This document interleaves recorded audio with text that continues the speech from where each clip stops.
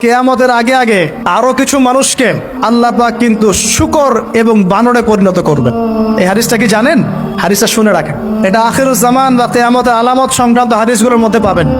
আল্লাহর রাসূল সাল্লাল্লাহু আলাইহি ওয়াসাল্লাম বলেছেন, কিয়ামতের আগে আগে আমার উম্মতের মধ্যে, ভালো করে শোনেন, কিয়ামতের আগে আগে আমার উম্মতের মধ্যে একদল মানুষ বের হবে যারা মদ পানকে হালাল মনে করবে। কাকে?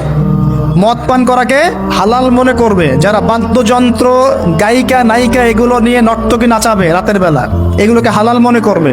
যারা অশ্লীলতা, বেহায়াপনাকে জায়েজ করে নিবে।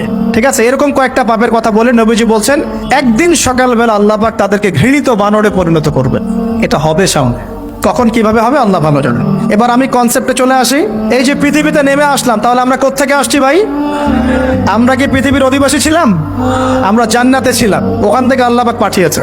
এবার পৃথিবীতে এসে আদম আলাইহিস সালামের যুগে খুব একটা দুর্ঘটনা ঘটে নাই, একটা ঘটেছে। কয়টা? একটা। ভাই হাবিলের কোরবানি কবুল হয়, কাবিলের অন্তর্দাহ হয়, জ্বালা হয়। কেন হাবিলেরটা কবুল হবে, কাবিলের কেন হচ্ছে না? এই হিংসার বশবর্তী হয়ে কাবিল হাবিলকে হত্যা করে ফেল।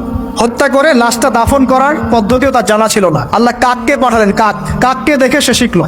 প্রথম দুর্ঘটনা হচ্ছে হাবিল কাবিলের দুর্ঘটনা। বলে রাখি, আজকেও নিজের ভাইয়ের বেশে বহু কাবিল মুসলিম সমাজের মধ্যে ঘুরে বেড়ায়। নিজের ভাইয়ের লেবাসে, পোশাকে, সুরতেই বহু কাবিল এখনো কিন্তু মুসলিম সমাজে ঘুরে বেড়ায়। তো আমরা কাবিলদেরকে কাবিলের পরিণতি সম্পর্কে সচেতন করতে চাই। হাবিল বলেছিল, তুমি যদি আমাকে মারতে আসো, আমি তোমাকে মারার জন্য হাত বাড়াবো না।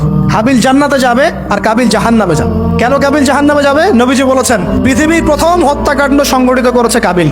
এ কারণে পৃথিবীতে যত খুন হবে, সমস্ত খুনের পাপের একটা অংশ কাবিলের আমল নামায় যোগ করা হবে। বলে নাউজুবিল্লাহ। একটা কথা মনে রাখবেন, সদকায়ে জারিয়া যেমন আছে, গুনাহে জারিয়াও আছে। একটা মদের দোকান দিয়েছেন, যত মানুষ মদ খাচ্ছে, সমস্ত গোনার একটা অংশ আপনার কাঁধে আসছে। সিনেমা হল করেছেন, মানুষ সারাদিন নেকটা ছবি দেখে, নগ্ন ছবি দেখে, যত মানুষ এখানে পাপ করবে, সমস্ত পাপের একটা অংশ আপনার কাঁধে যাবে। আবার একটা মাদ্রাসা করেছেন, যত মানুষ এখানে দ্বীনি ইলম শিখবে, এই নেকির একটা অংশ আপনি পাবেন ইনশাআল্লাহ। মরে গেলেও কবরে পাবেন ইনশাআল্লাহ। আল্লাহ পাক আমাদের সবাইকে সদকায়ে জারিয়া করার তৌফিক দেন, গোনাহে জারিয়া থেকে বাঁচিয়ে রাখুন। খুব খেয়াল রাখবেন, আল্লাহ পাক আমাদের হেফাজত করুন বলি আমিন। এবার ওই যুগ শেষ, নূহ আলাইহিস সালামের যুগ। এই যুগে আল্লাহর একই সুন্নত। নূহ আলাইহিস সালাম 950 বছর দাওয়াত দিলেন, 40টা বা 80টা পরিবার ইসলাম কবুল করেছে, বাকিরা করে নাই। যারা করে নাই আল্লাহ পাক তাদেরকে ডুবিয়ে মারলেন, যারা করেছে আল্লাহ পাক উদ্ধার করলেন। সোজা কথা। আজকে সারা পৃথিবীতে যত মানুষ আমরা বেঁচে আছি না, আমরা কোনো না কোনো ভাবে ওই 80 পরিবারের সদস্য। আমরা ভাই ভাই, আমরা ওই ফ্যামিলি, 80 ফ্যামিলির অন্তর্ভুক্ত। কিরকম করে? নূহ আলাইহিস সালামের 4 সন্তান ছিল। কয় সন্তান? এক সন্তানের নাম হচ্ছে হাম। কি নাম? হাম ছিল একটু কালো বর্ণের। হামকে দিয়ে আফ্রিকার কন্টিনেন্টে যত মানুষ দেখছেন, ব্ল্যাক স্কিনের, কালো স্কিন, এরা সবাই হামের বংশধর। মজা না বিষয়টা? মানুষের অস্তিত্ব পৃথিবীতে, ইতিহাস, এগুলো খুব ইন্টারেস্টিং টপিক। ইতিহাস পড়তে থাকলে আপনি ডুবে যাবেন। কত কিছু বিশ্বে হয়েছে।